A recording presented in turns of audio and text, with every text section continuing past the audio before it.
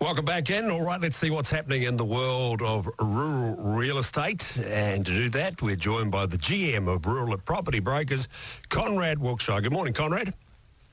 Morning, Hamish. Morning, Lloyd. Great, Good morning. Great to have you with us. See, last time we spoke to you, you were up on, you were busy, up Tolliga Bay way, weren't you? Yeah, we sold that place. Oh, good. It did. Yeah, a bit over 260 hectares, and it went to about 4.4 mil. So yeah, it was a good sale. You would have been in there, Hamish. I tell you what, that sounds to me, because I still kind of think in 1988 prices, that sounds like a pretty good return on investment, whoever bought that originally. Yeah, and the good news about that, actually, it went to a neighbouring farm, and it just adds to their business model. So look, it was a good story all round, and yeah, look, it just shows the strength of the market, including Tolliga Bay. Yeah, fantastic. Okay, something a bit different today, Conrad. We're going to talk about rural pathways for young people to enter the sector. Firstly, let's talk about the initiative that you had running at Field Days this year. How did that go? Yeah, really good, actually. In fact, I was just talking to one of the young guys we've got coming into our business, and he starts in the new year, and it came off that Mystery Creek event we had, and he's a hell of a good young guy. He's bought his first farm already, and he's ambitious and wants to further his goals for his business and his family. So he's joining us in the King Country and basing himself out of Tikiwiti. And it's a great story, actually. He had his road to path to farming was actually going off farm. He was sharing originally, and then was a very successful builder, and then he's moved into this next phase. So we've got a lot of confidence in Tony, and we think he's going to do a great job. So it's all those sort of small steps, but it came about by, as you say, putting the flag up to say we are looking for that next generation. Conrad, you obviously have quite a bit of experience, I think, around interns in general, and so tell us a bit about that and your philosophy and ideas around, in this case, the rural interns. Yeah. Just to probably help listeners, as at the moment we're putting our flag up the pole for rural interns. Doesn't have to have a university background, but it's certainly helpful as well. Those who are looking for a career in this case, rural real estate, but actually their purpose is around serving rural New Zealand. And we have, obviously applications officially closed this week, but we're actually extending it a week because it's been exams, it's been a busy time.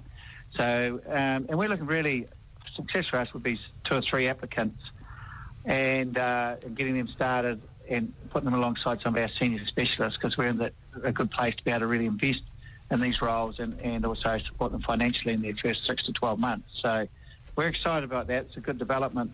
And it's interesting, these intern programs, they add up over time. And that's probably the key message, is that if I look back at my time with F&G and if I go back to the 90s with BNZ, the grad, and even before that when I started as a young grad with the Royal Bank back in 89, is I look at these programs, what made them successful was their continuity over time. And if I look at both Bank New Zealand and FMG, they often it was only 2 or 3, maybe 4 grads in a year. But over 10 years, it completely changes your culture, your business, and your capacity to adapt. And our rural real estate industry, not just our business, but across the board, is faced with some big challenges over the next 5 to 10 years. In fact, I think the next 3 to 5 years are going to be quite transformational in terms of the information requirements and the DD. It's already apparent, but it's even more so. And the carbon footprint, the whole 9 yards. And bringing young people in, they don't see that as a problem. They see that as a challenge, and it's something that they will challenge their curiosity.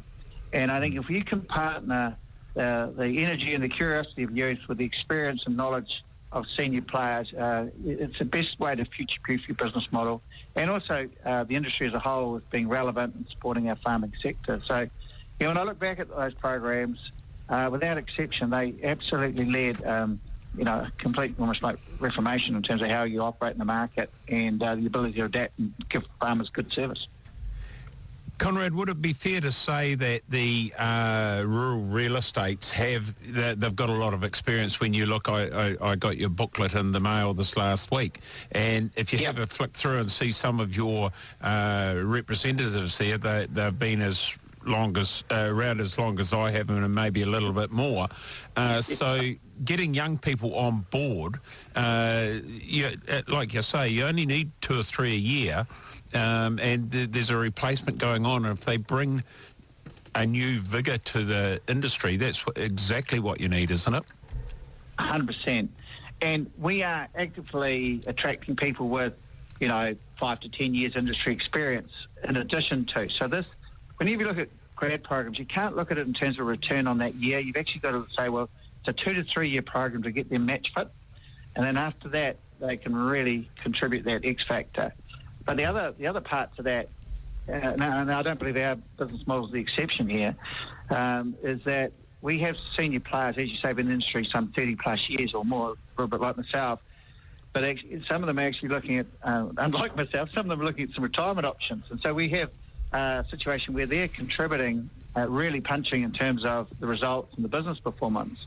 But unless we get some young people around to learn what's made them so successful, we're going to miss a big window.